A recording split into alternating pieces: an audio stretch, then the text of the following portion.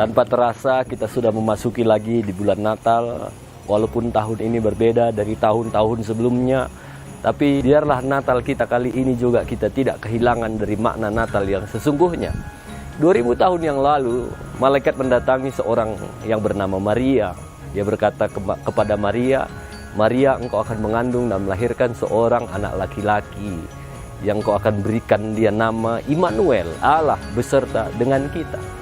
Ini merupakan satu aib bagi seorang wanita ketika dia mengandung tanpa seorang suami. Dan ini berat bagi Maria. Apalagi di zaman itu kalau ada orang yang kedapatan berzinah lah istilahnya, itu akan dilempar mati dengan batu, dirajam dengan batu.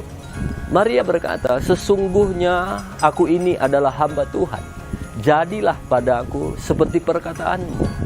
Itulah Natal yang sesungguhnya.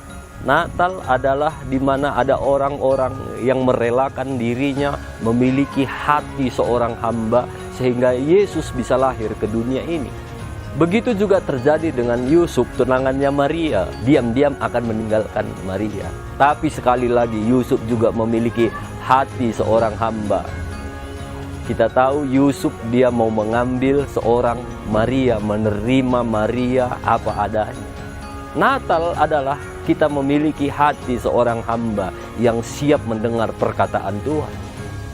Bukan itu saja, ketika Yesus juga lahir, Yesus rela melepaskan kebesarannya sehingga dia rela lahir di dalam sebuah palungan yang hina.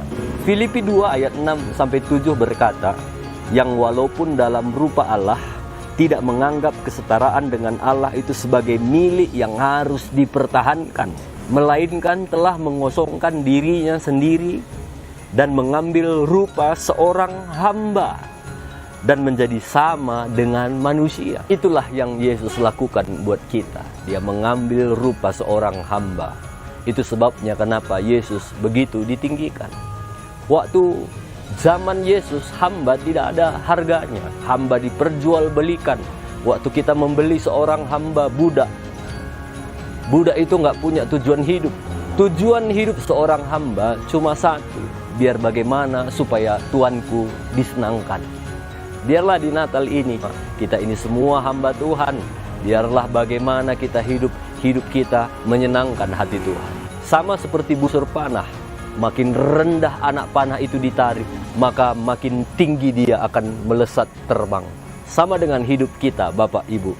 Makin kita rendah hati, makin kita memiliki hati hamba, makin tinggi Tuhan akan mengangkat hidup kita.